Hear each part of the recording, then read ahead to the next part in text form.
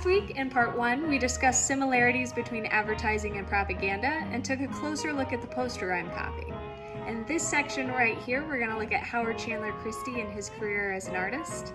And in part 3, we're going to look at the war effort and how the society helped push it along. And in part 4, we're going to look at women in the war and bring this lady into 2020. Let's get to it. Howard Chandler Christy was born in 1872 in Morgan County, Ohio, and passed away in 1952. He showed an early interest in art and moved to New York City to study at the Art Students League under the incredibly talented painter William Merritt Chase. His education, however, was cut short.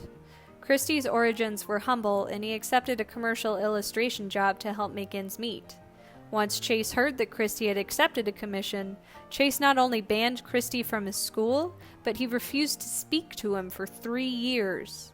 This monetary advance, and abrupt end to his formal training, solidified Christy's choice to try his hand at illustration. There was, and still is, a break between fine and commercial art. Now you might wonder what the difference is. It's all creative output after all. Fine art emphasizes the unrestricted philosophy and technique of the artist creating the work. They can play with mediums, ideas, and any number of reasons for making, whether there is a viable audience willing to purchase what they create or not. You can think of Marcel Duchamp entering a urinal into the Armory show, Banksy, or that banana that was duct taped to a wall at the Art Basel show in Miami, and lots of works in between. It's kind of a starving artist or a genius who makes it really big situation. Commercial artists, the majority of which are graphic designers, animators, or video game designers today, are tied to clients or companies.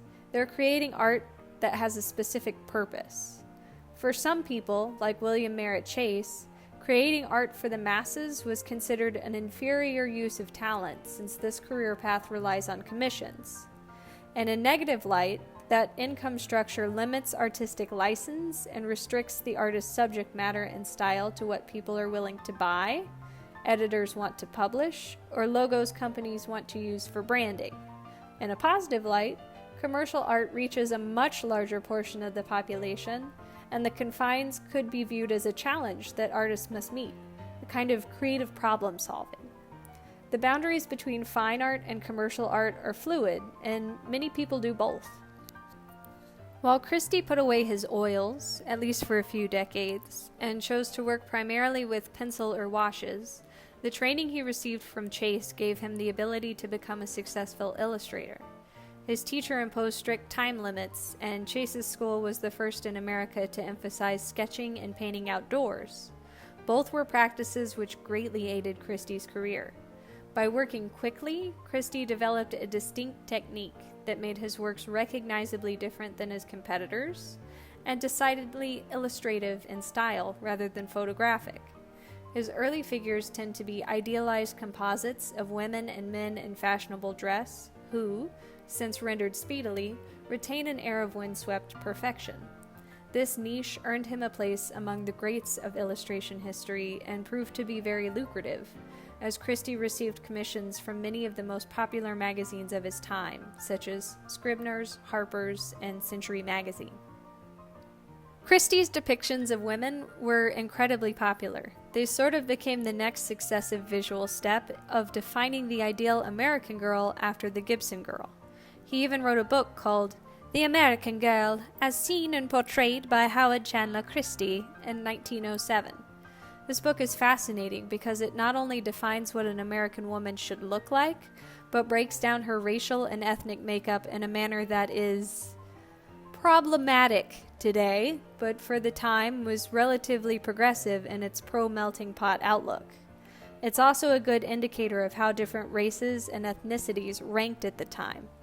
His illustrations were popularized against a time period that saw a massive uptick in immigration, growing anti-immigration sentiments, and a budding interest in the pseudoscience of eugenics. To look more at that complicated knot, I would suggest reading Matthew Fry Jacobson's book, Whiteness of a Different Color, European Immigrants and the Alchemy of Race, or The Color of Law, A Forgotten History of How Our Government Segregated America, by Richard Rothstein. But please keep in mind, Christie's, Gibson's, and Leyendeckers' subjects were primarily white for reasons larger than their personal perspectives, and that the history of racial preferences in America is very important to understand and acknowledge in order for us to create a more equitable society. These things go back a long way and are well entrenched into our unconscious. Christy became so known for defining American beauty standards for women that he was asked to be one of the first judges of the Miss America pageant. It's also interesting to note that Norman Rockwell and a few other noted illustrators were asked to judge. Illustrators were considered to be arbiters of beauty. Rockwell judged the 2nd, 3rd, and 5th Miss America pageants, which were held in Atlantic City, New Jersey. So, we've looked at how propaganda works, in theory and through Christie's poster, and we have a working knowledge of commercial art. Next time we'll see just how important those commercial illustrators, like Christy, were during the First World War. Later, Gators!